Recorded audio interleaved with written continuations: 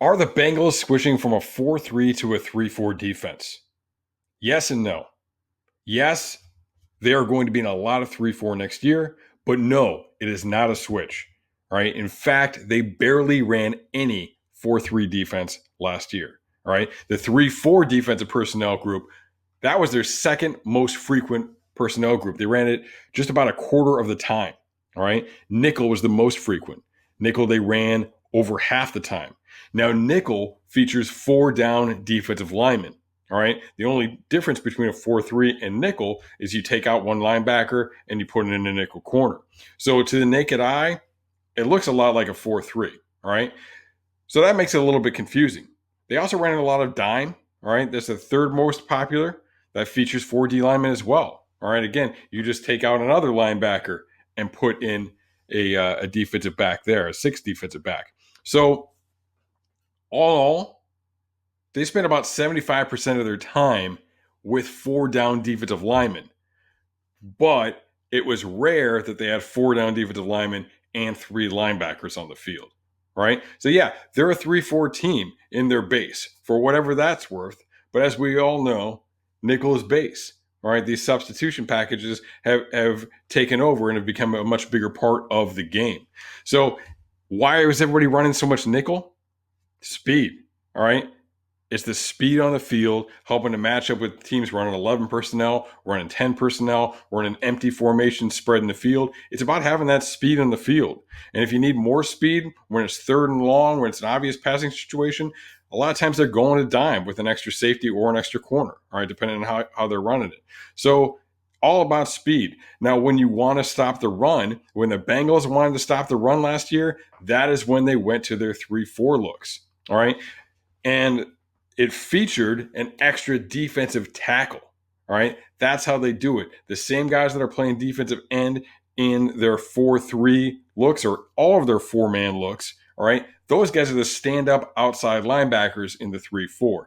They take off the nickel corner. They bring on Josh Tupou or another defensive tackle. All right. And they're adding bulk. All right. They're adding bulk. They're adding somebody else that can plug a gap. And that is how they are stopping the run. That is how they are defending the run. So this video will focus on the Bengals' multiple defensive fronts from 2019 and talk a little bit about why they're running each and how they work. All right, so we're going to start off talking about the Bengals' 4-man defensive fronts. All right, 4 down defensive fronts, so 4 defensive linemen. And there are 2 basic types that we're going to talk about. The tray front, which we'll get to in a minute, and the over front. Now, I'm using over a bit generically because you can do different things. Technically, you can run under with 4 defensive linemen. It just kind of depends on the strength and if there's a tight end in there or not. But I'm using this as a general explanation. And you can move these guys around a little bit as well. But the gap responsibility, for the most part, will stay the same. So we'll start off talking about the defensive tackles. You're going to have a defensive tackle who's going to be in a 3 technique. All right, that means outside of the guard. Potentially could be in a 4-eye technique inside of the tackle at times. All right, and then you have the nose tackle. All right, now this is not a true 0 technique, head up on the center nose tackle. All right, this is going to be in a 1 outside of the center, all right, on the shoulder of the center, or a 2-eye, which is inside of the guard. So a 2 would be head up on the guard. So 2-eye, 2 inside of the guard. And I'm going to show you why that's important and why teams will align differently from time to time. So this is a 1 technique, and we're going to get a weak side run here, okay? So it's a combo block up to the linebacker. Linebacker doesn't help himself out because he takes a false step. He steps forward, and that guard gets up there and blocks him. Now, one of the reasons the guard is able to get up there easily, right? And it is a combo. He gets a little shot in on the nose tackle here, but he's able to get up there easily because he's uncovered, all right? So there's 5 offensive linemen. There's 4 defensive linemen. So 4 of these guys are covered and 1 is not. Both the tackles are covered. They've got a guy lined up on them, all right? Those guys are a little bit wide, but they're still lined up on them. The center is covered. He's got the 1 technique on his shoulder. The 3 technique is on the outside shoulder of the guard. So their right guard is covered as well. This left guard, though, is not covered.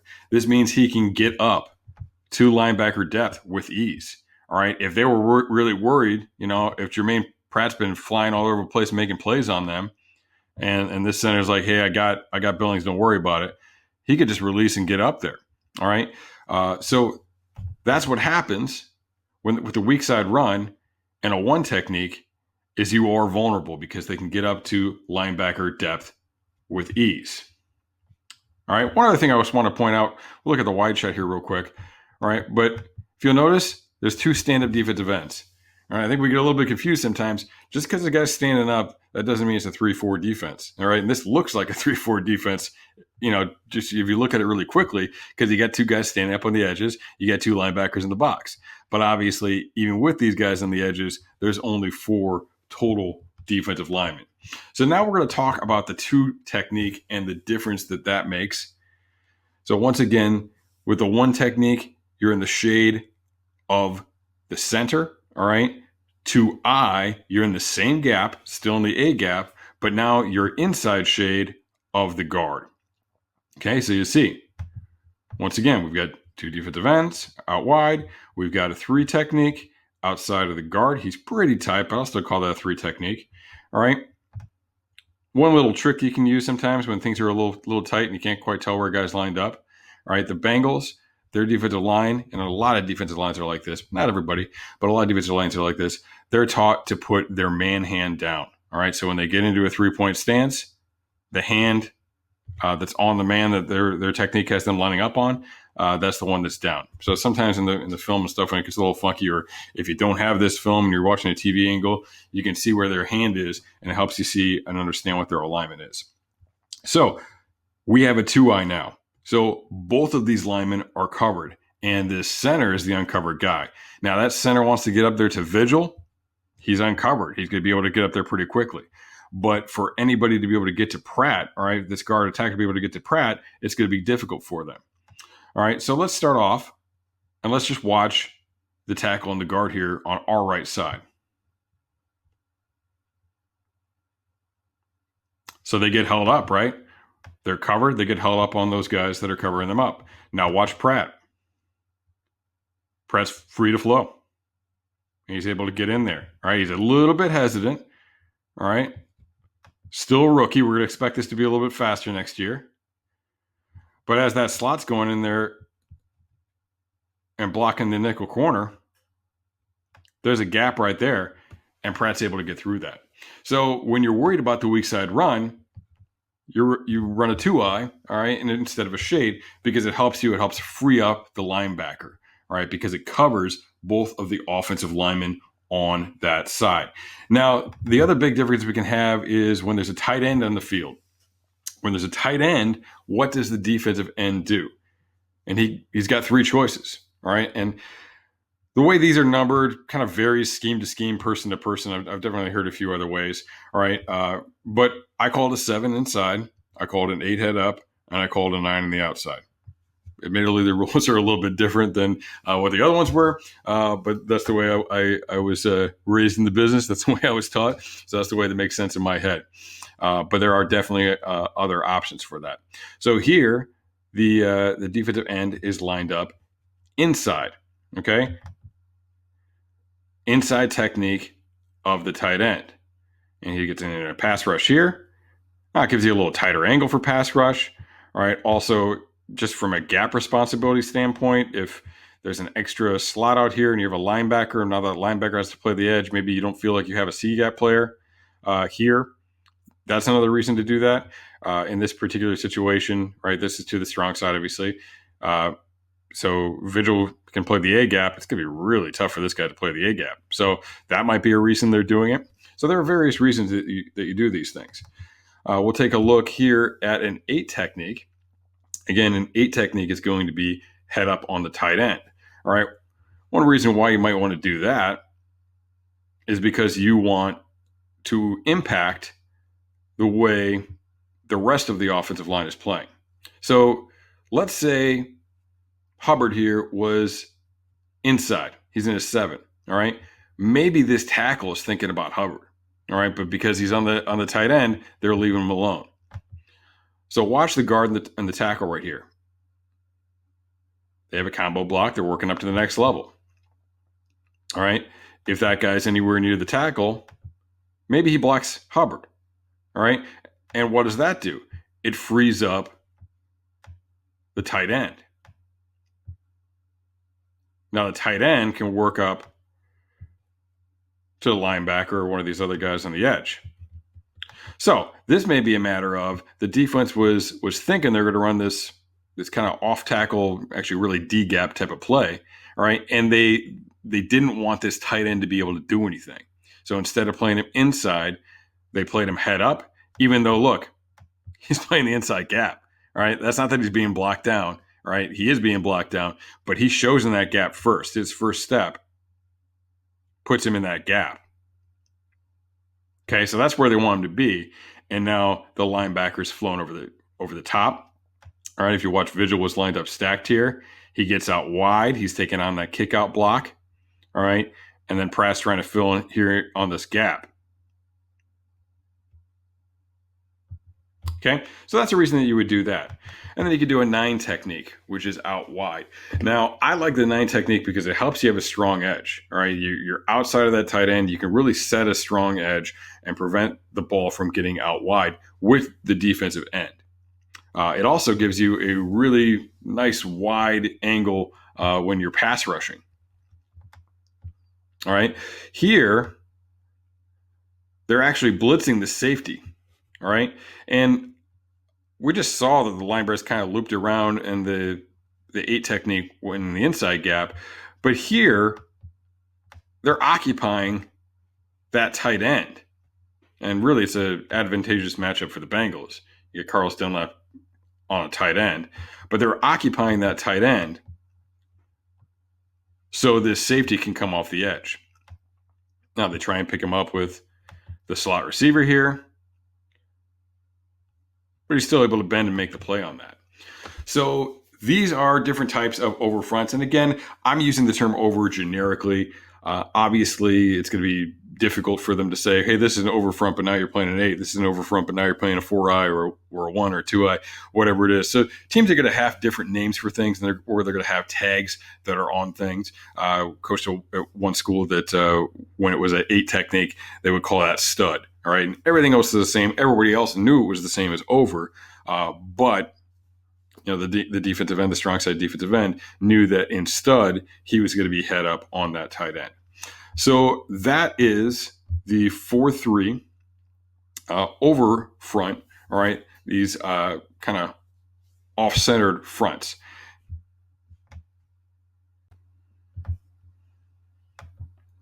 All right, so next we are going to talk about the tray front.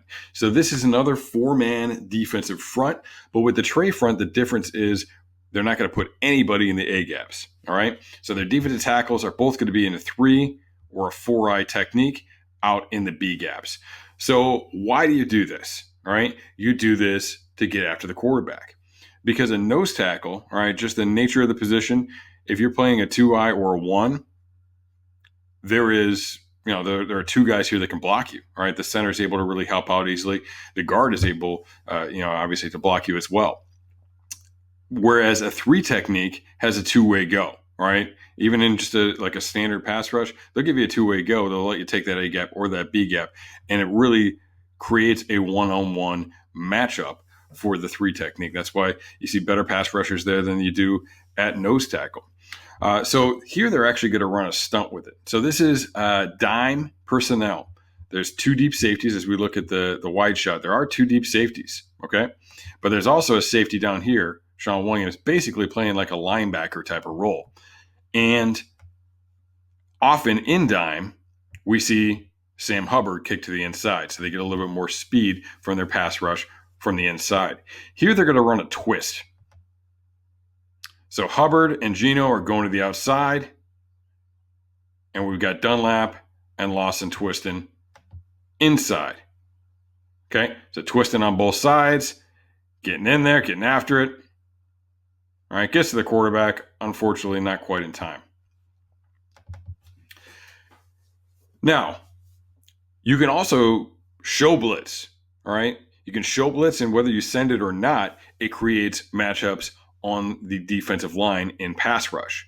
So here, this is something pretty common for the Bengals to do in the tray front. They walk up two guys. They walk Vigil and Sean Williams up into those A gaps. Now they're really creating a situation where there has to be one-on-one matchups, whether they go or not. All right. Miami has to account for the A gaps, which means these guys might be left on an island, all right, blocking the defensive line on the outside. So they're both showing, all right? They're both showing blitz. Sean Williams ends up going, and Vigil drops off, okay? Now, Williams goes. They actually have the center slide away, but he's aware that guy's kind of putting a hand on him. So that's how Miami is accounting for this. All right, they're saying, hey, we're going to slide these guys this way. We're going to slide these guys this way. And that leaves one gap. So we're going to plug it up with the running back. So you're getting the matchup you want here, really. You're getting a back trying to block you in the blitz. But that creates that situation where you're going to have guys on an island. Now, they're still running a twist here, right? As Dunlap's trying to come around.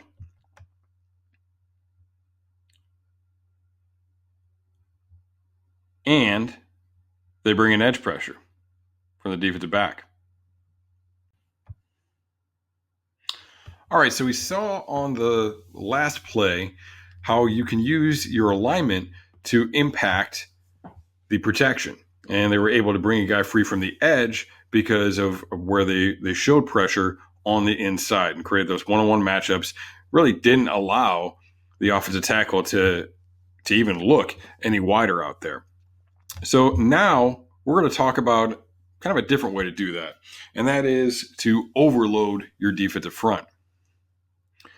So here, we're going to see three defensive linemen on one side of the ball. Okay, one's out wide. We got one here in the B gap. We got one in the A gap as well. Then you got Nick Vigil walked up on the line of scrimmage in the B gap.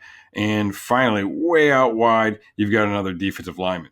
Okay, so look, this is setting off some alarms, all right? And this is making them think, hey, we got to slide over here. We got to help out over here. This guy's got a guy basically right on him, but he knows he's going to kick out a little bit wider. So that's going to impact the protection. But again, now it's, hey, let's show one thing and let's do something else.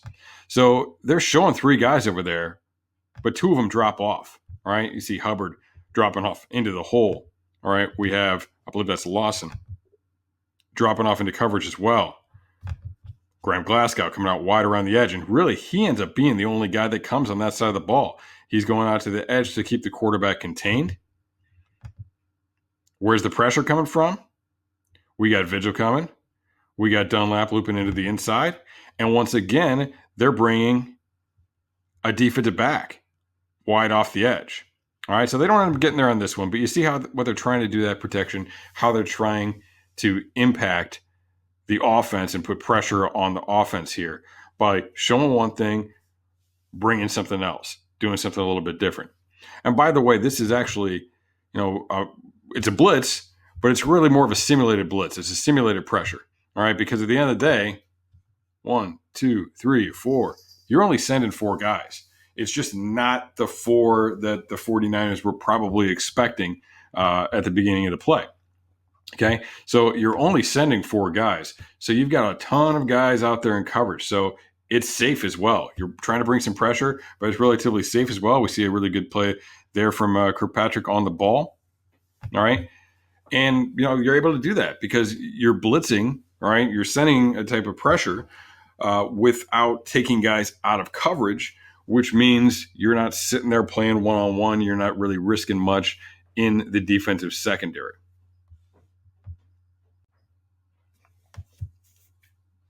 All right, so next I'm going to talk about the 3-4 defensive fronts. So the Bengals do primarily three different types of 3-4 defense. Up top here, we have the under front, and on the bottom, this is the eagle front. So the eagle front is really the primary front that the Bengals deploy in their 3-4 defense, but I put the under up top for a reason. because the under is conceptually really more of a 4-3 defense. And in a 4-3 defensive personnel, you would just take your Sam linebacker and put them on the line of scrimmage. And here Sam Hubbard is really playing the role of the Sam linebacker. But the Bengals, when they put 5 defensive linemen on the field, they want to get into these fronts, and that's why we kind of package them all together. That they're running it out of their 3-4 defensive personnel grouping. So in all of the 3-4 stuff that the Bengals run, they're going to have 5 defensive linemen on the field. So it's a bit of a misnomer, all right? But really, in the 3-4, the outside linebackers are who we think of as defensive ends for the Bengals. And they're going to bring in an extra defensive tackle. So here in the underfront, all right, the way they have it deployed, they have the stand-up guys on the edge. They have 2 linebackers, all right, our traditional off-the-ball linebackers, what you think of as a linebacker, off the ball here. They have a weak side 3 technique outside of the guard, all right. Strong side, they have a 2-eye. They can do it with a 1. They usually do it with a 2-eye. And then they have a 5 technique outside of the tackle. All right. So this really, why I say conceptually it's more of a 4-3 defense is because you still have an A gap and a B gap open. Now it's just the opposite A gap and B gap. All right.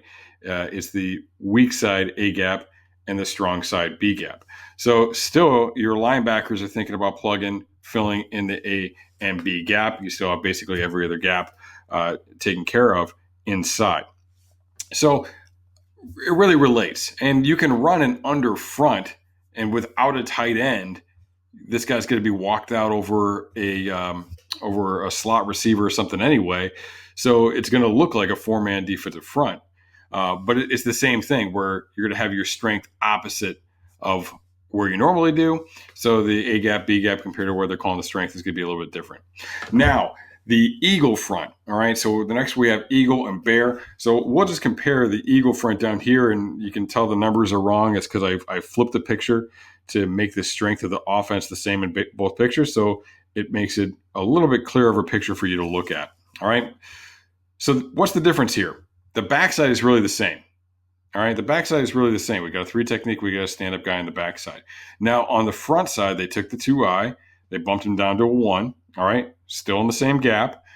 Here's the bigger change. They changed the gap for this 3rd defensive tackle. All right, he was a 5 technique in the underfront. Now he comes inside the offensive tackle, and he's playing a 4-eye. Really big thing that this does is in the underfront, you're really not expecting a lot of help from this defensive back, right? He's not going to come in here and play that B gap, right, from way out here. But now you take the B gap with the defensive lineman, and we've got Sean Williams here, all right?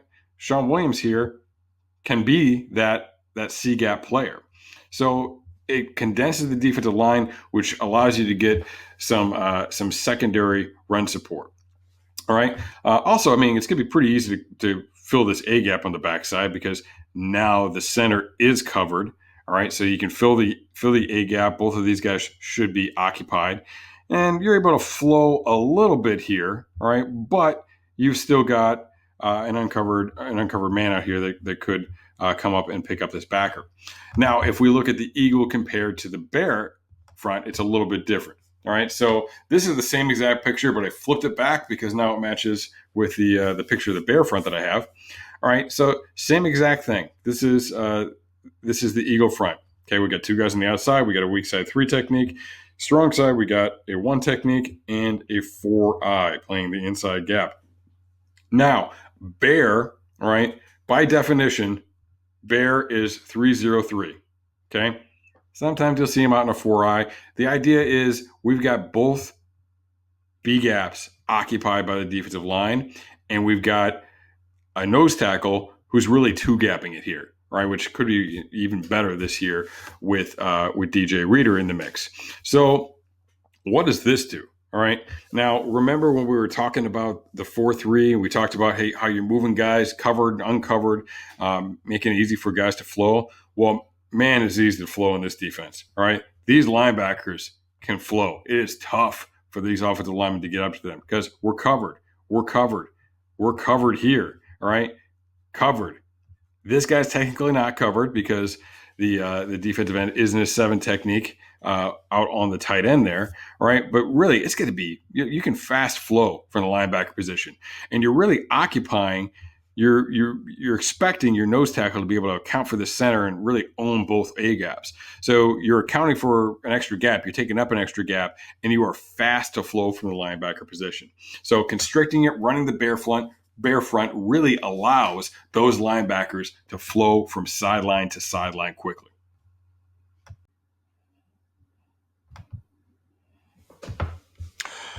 All right, so we'll go a little bit more into detail on under. Under is the second most commonly used alignment by the Bengals when it comes to these 3-4 looks. So here they are against the Raiders. All right, we get a little bit of motion here and a wide outside run. Now, as we go to the tight shot, all right, you're going to see both of these linebackers get blocked. All right, and that's one of the reasons why they do like doing the eagle, the bear stuff, is to have covered linemen and make it difficult for them to get up to them. Here, the guys that get up to the linebackers here are actually covered, but then they get reach blocks here. So the tackle reaches, and then that frees up the guard to get up to the next level. All right, the center reaches, that frees up the other guard to get up to the second level. So that's how they're getting up there. All right. They're not pressing the line of scrimmage or anything like that. Once again, in under, just like in the 4-3 looks, like we said, we've got an open A gap, we got an open B gap. And that's really what you're looking to do on the inside there is take care of those gaps. This is the wide outside run. So they're not filling the gaps right away. They're getting some width. All right. Generally speaking, you want to shoot the gap if you can and get into the backfield, but they do a great job. This guy gets moving right away. What they don't do a good job on is the 2-eye Billings, and he gets in there and makes the tackle for a loss. So we'll talk a little bit about adjustments now. All right, and this is an interesting one because it looks a little bit funky. So it's a 3-4 look. Sam Hubbard's in man coverage on the tight end, so when that guy goes in motion, he goes right along with him. So your 3-4 no longer really looks like a 3-4 because all of a sudden both of your stand-up ends, outside linebackers, are on the same side of the formation. Here's another interesting look. All right, now the back motion's out.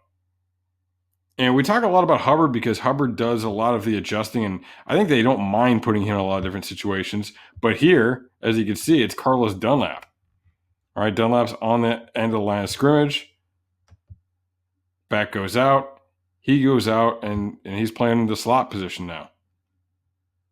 Okay? It's a cover 3 look, so he's not playing man-to-man out there. But once there's a number 2 guy, once there's a guy in the slot out there, they've got to have somebody out there with him. All right? Otherwise, they're just going to throw a quick screen out there. So he is the one who adjusts. And now as you look at the rest of this front, you see right on the strong side, we got the stand-up end. All right? We've got a 5 technique. You got a 2-eye.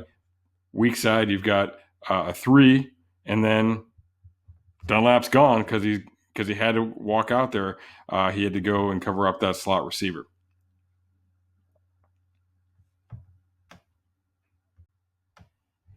All right, so eagle is the most common 3-4 alignment from the Bengals last year.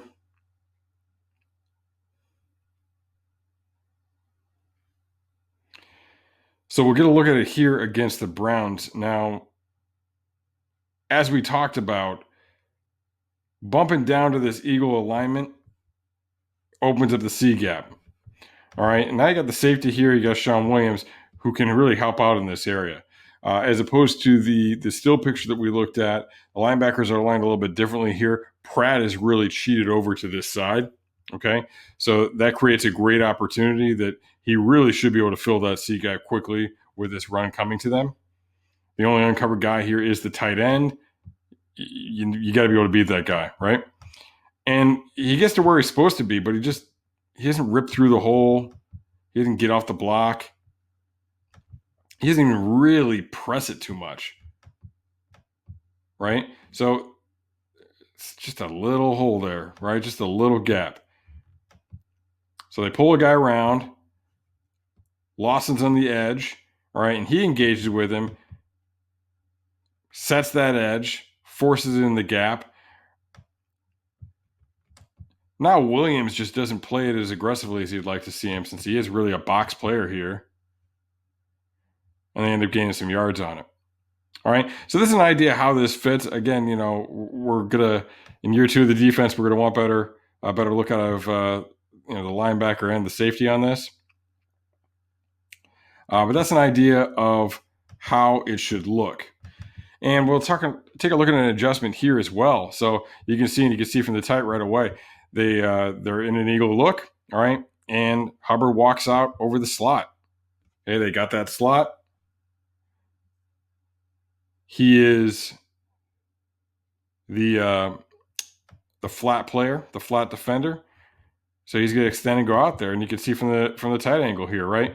Kind of like what we looked at before, all right? Except now you've got a 1 technique and you've got a 4-eye, right?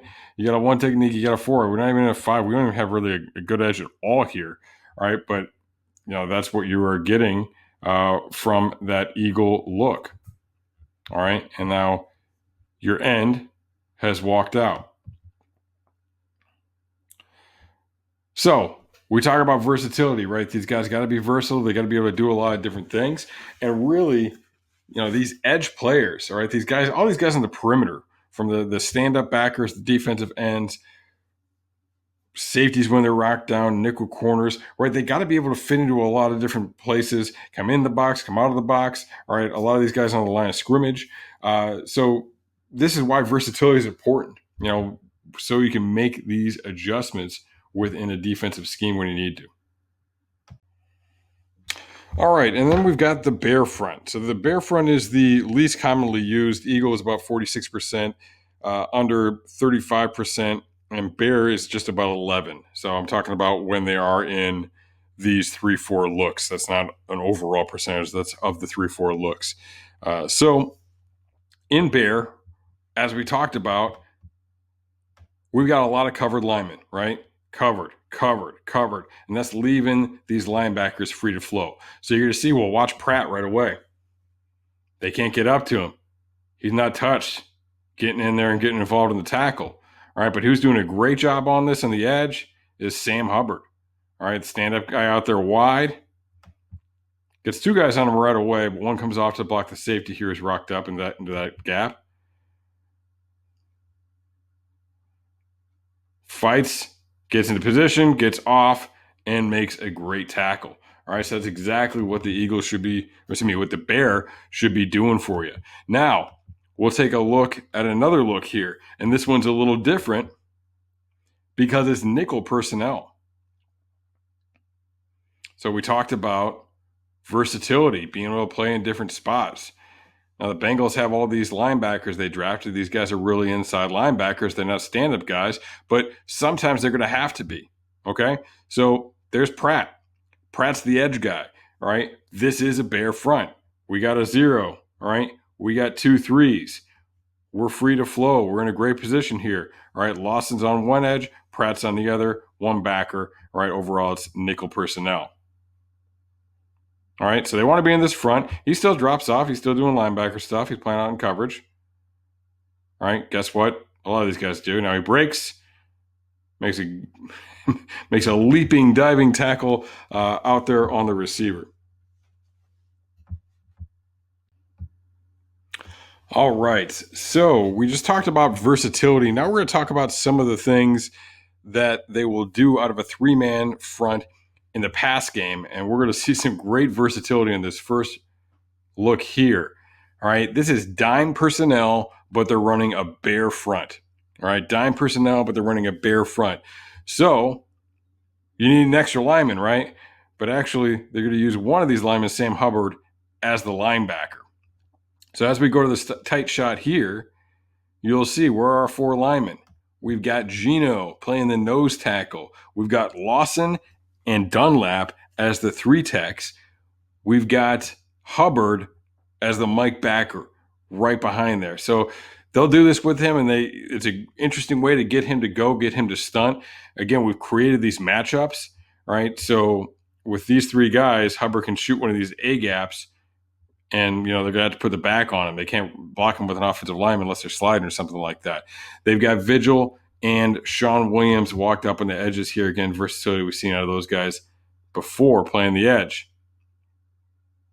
All right, so they bring Hubbard on up the middle there. We also see a dime eagle look. All right, not quite as crazy this time around. All right, they are using the four linemen as linemen. All right, and you're going to see Hubbard actually goes to the inside. They like to use Hubbard in the inside in pass rush situations. Here he's actually going to be the nose tackle on the eagle look. All right, but like we have an eagle, right? A, B gap, C gap is open. All right, we got a guy wide here. All right, we've got B gap and a guy wide over here. Who's wide over here? Because we're out of linemen. It's Sean Williams. All right, but that's an eagle front out of dime personnel. And they're going to send a blitz. Getting after the quarterback there. All right, the other thing they can do is Okie. All right, and that's a true three-man defensive front. Now, again, Hubbard's on the field for this one. All right, they'll like to do this just like we talked about out of Trey when they would walk up backers into the A gaps. All right, now out of Okie, they'll walk up backers into the B gaps. Okay, so I mean, look, it kind of looks like a bear, but these guys are standing up. All right, these guys are linebackers. All right, this is, I believe, Leroy Reynolds here and Hubbard in that position. All right, and they're actually going to run a little bit of a stunt here, bring Reynolds around the edge. Or you can just rush three. If you want to play coverage, the right situation. We did see some. We talked about nickel and dime, but we saw some quarter. We saw some dollar. This is actually dollar right here. There's truly only three defensive linemen on the field. There's not even a real linebacker on the field for this play. And what they'll do here is to give a little bit of mystery, confusion, I guess, to the offensive line. They'll let Gino kind of walk around and pick his spot. You got to have your guys on the edge a little bit, but they let Gino do that little walk technique and pick his spot in this situation. A key principle of playing a multiple defense is having players who can do a lot of different things. There's a lot of great examples of that on film from last year. Sam Hubbard is probably the best example, though. He does a ton of different things. They play him at D end. He plays outside linebacker, covers receivers in the slot. He plays defensive tackle and pass rush situation, blitzes from the Mike linebacker. So they do a lot of different stuff with him. Although the Bengals are a 3-4 defense in their base look, all right, their defensive ends, Hubbard, Dunlap, Lawson, now Khalid Kareem, these are the guys who are playing that outside linebacker role. So yes, they drafted a bunch of rookie linebackers, but not really outside linebackers.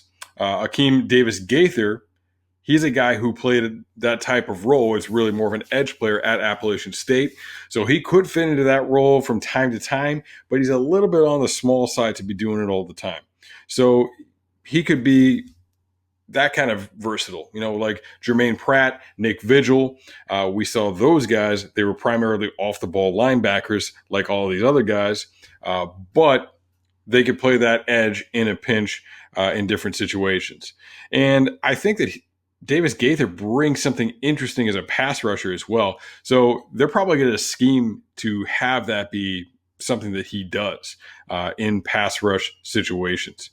Sean Williams, Brandon Wilson, Clayton Fedgelum, those are guys who showed versatility from the safety position, but also coming down, playing some linebacker, playing on the edge. We're going to see that out of Von Bell, I would expect, this year.